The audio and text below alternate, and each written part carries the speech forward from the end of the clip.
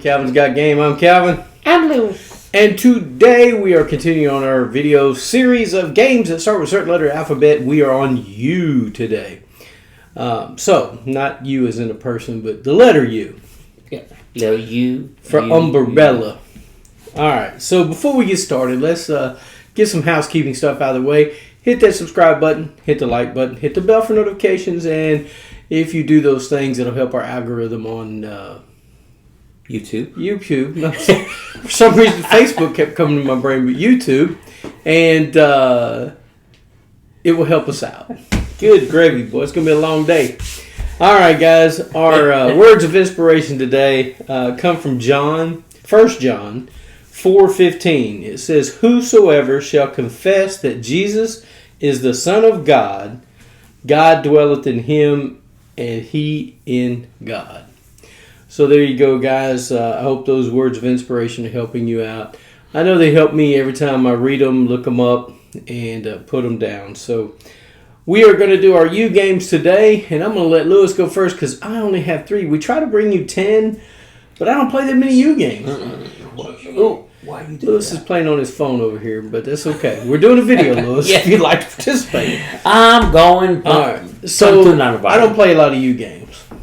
I don't think I own a lot of U games. And I have a couple on here I don't own, but I enjoyed playing and that were one day I'll probably get in my collection. Actually, I have only a couple U games, but I've played the other ones before, so I like playing them. So I'm going to let Lewis go first. Lewis, give us your, I think you only have 4. Yes, I only have 4. I only have 3, so I'm going to let Lewis go.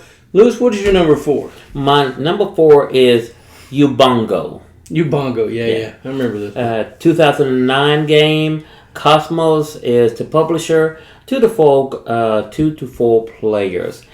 It is a Tetris type of game.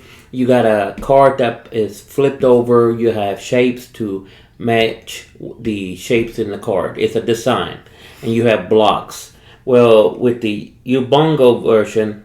This version is a 3D version, which makes it a little bit more harder than the flat 2D. Yeah, the 2D version. Because you think the 3D version is easier. No, trying to match those. It doesn't look right standing up or whatever. Yes, and because you also only have so many space, it has to be within the 6 or 8 block area, and you gotta not hang anything over. So Ubongo. Pretty simple game. If you like Tetris, you like puzzle games, it's a good filler game, I believe, on there. So that's my number 4. Well, I'm going to go to my number 3 because I only have 3. So my number 3 game of the U's is called Unearth. And Unearth is a 2017 game by one of your favorite publishers, Brotherwise Games. Yay! 2 to 4 players, 30-60 minutes to play. This is a dice placement kind of set collection. You're exploring forests, deserts, islands, mountains, and caverns to find lost cities, and then you want to claim ruins to build places of power to restore the glory, and whoever has the most glory points is the winner of the game. It's a pretty interesting game. I enjoy it. I'm not going to say for a U game, I mean, I have very few U games, so this is one that gets to the table. But as far as something that's going to be in my top 100, probably not. But this is a decent game. It's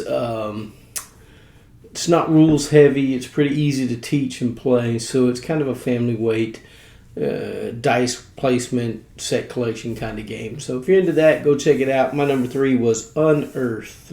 Never heard of that one. So that's a new U game. That's your publisher, man. You love those folks. I know. I guess I missed that one.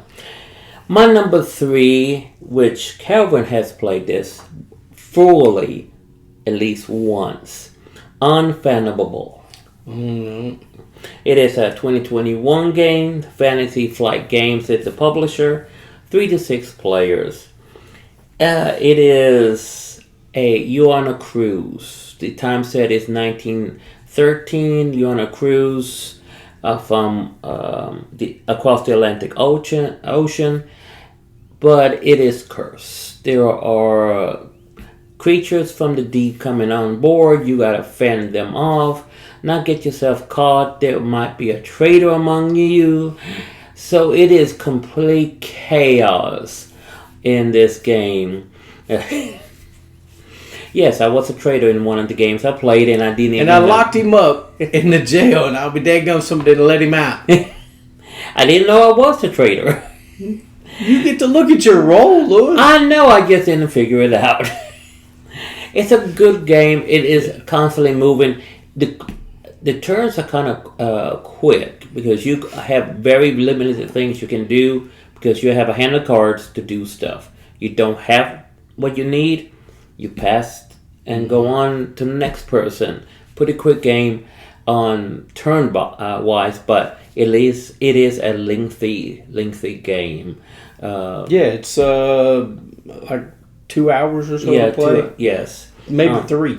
Yeah, depending on the situations on there. But it is a good game. It's a big game.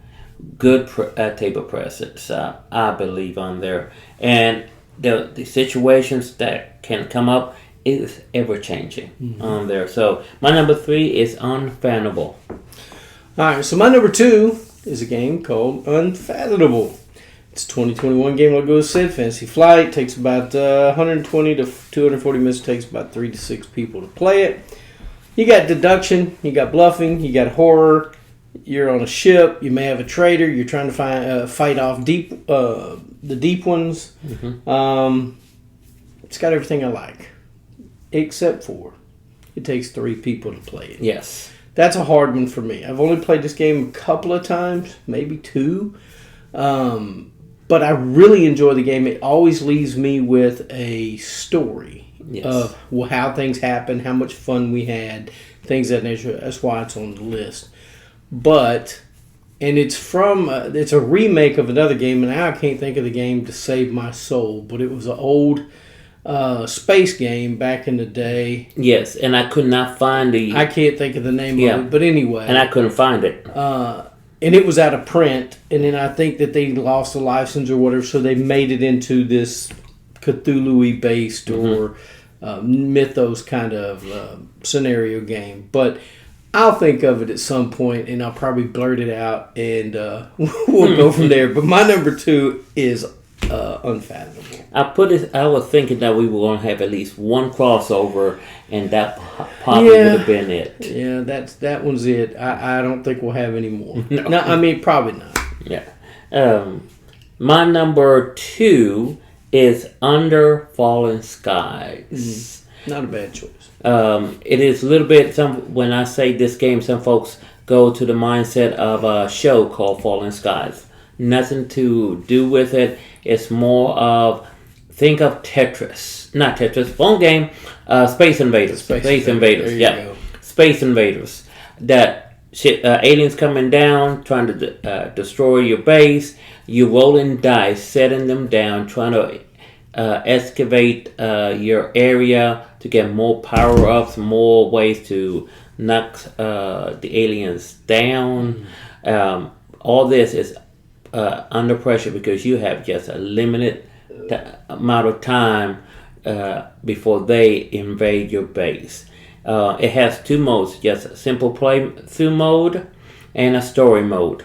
I've yet to do the story mode because I'm doing very badly on just straight mode. I love the game because it's challenging me on there. I just don't build quick enough. I just don't build quick enough, and that's the thing.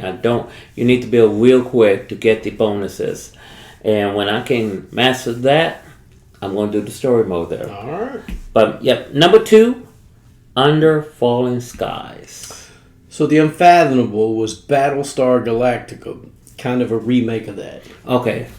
And because you had traders on the ship and all that kind of stuff. So basically it's the same game, just a newer concept of the game. So if you can't find Battlestar Galactica, go get Unfathomable. I think you'll like it. All right, my number 1 is a game called Unmatched Adventures. Tales to Amaze. It's a 2023 game by Restoration Games. 1 to 4 players, takes about 20 to 60 minutes to play. In this game, it's a cooperative game. And you have these pulp adventures. You get tall tales and local legends of the mid 20th century. So you got like aliens, you got like Mothman, other things, and it's cooperative. You're all trying to beat these creatures. It's almost like, it reminds me, I'll put it like this, of the Horrified, right? You have these monsters and you pick two and you're trying to defeat them as you go and be able to do certain things to kill them. They all have a weakness, right? So you're trying to exploit those weaknesses to kill them off. Anyway, it is a great game. I enjoy it. That's why my number one for the use is Unmatched Adventures Tales to Amaze. Never heard of that one either. It is so good. I want that game really bad. I can't find it, first of all, and I don't want to order it online, so I want to go to a local brick and mortar store to buy it, and I haven't been able to find it. My number one is an old game. Old. I haven't thought about this game in years, but as I was going through and looking at old pieces I've had, it brought me back memories of this. It is a 1979 game. Jumran Finn Bright. It is a... We're doing our German accent today. It translated loosely means by the width of a tire. By the width of a tire. Yes. It's publishers... Ironic, but okay. Publisher is Dino Toys. Old publisher. 2 to 4 players. It is... it's a part of the Tour de France tours. Is Homes to Fire 1979. It's a race back then. It was actually a race. You control 4 racers on this race, like Tour de France. You have more than one player. Bicyclist. Yeah, bicyclist. And you're going around the board trying to get positions, depending where your players finish, depending how many points you can get. But there are hazards. There are folks that don't pay attention and trying to cross the street to get the other side for that little coffee and cause a crash. Stupid people, no. You have folks that trying to buy at the same spot can cause a wreck, cause a pileup. So this is one thing that actually caught my attention because of a buddy of mine that had this game on the racing concept. And how it can be chaotic but yet organized at the same time, that racing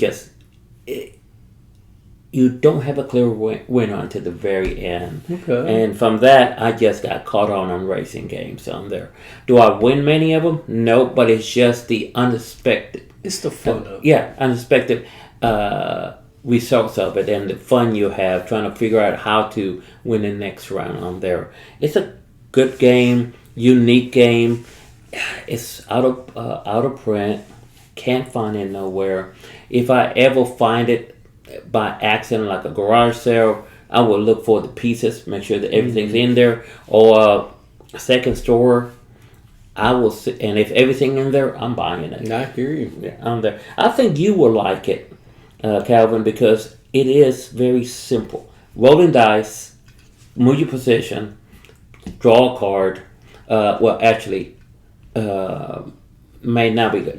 There was a upgrade.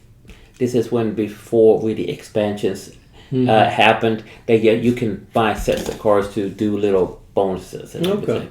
So I don't know if the one he had was the one with the cards that came with it, or he just bought the cards on there. But yeah, some didn't have the cards. So yeah, it's a good hoot of a game, because trying to have 4 players on there, it is chaotic. Yes. So that was my number one, Yum Ray Fin Bright. I was going to let him say it one more time. All right. So, guys, there's our U games. Hey, we didn't have very many. We had 7. So, we usually like to bring you 10, but we only had 7. So, enlighten us. Let us know in the comments what your favorite U games are. What are they? We'd like to know. I would like to know, because I don't have a lot of U games, and it doesn't help when I do this list that I don't have a lot. So let us know what they are. We'd love to hear from you, just like we do on all of our videos. We love your comments, and we thank you for them. And with all that being said, I guess the last thing I got to tell you is hit that subscribe button, hit the bell for notification, hit that thumbs up. It helps our algorithm, and get a board game to the table. Spend time with your friends and your family. And thanks for watching Calvin's Gotgame.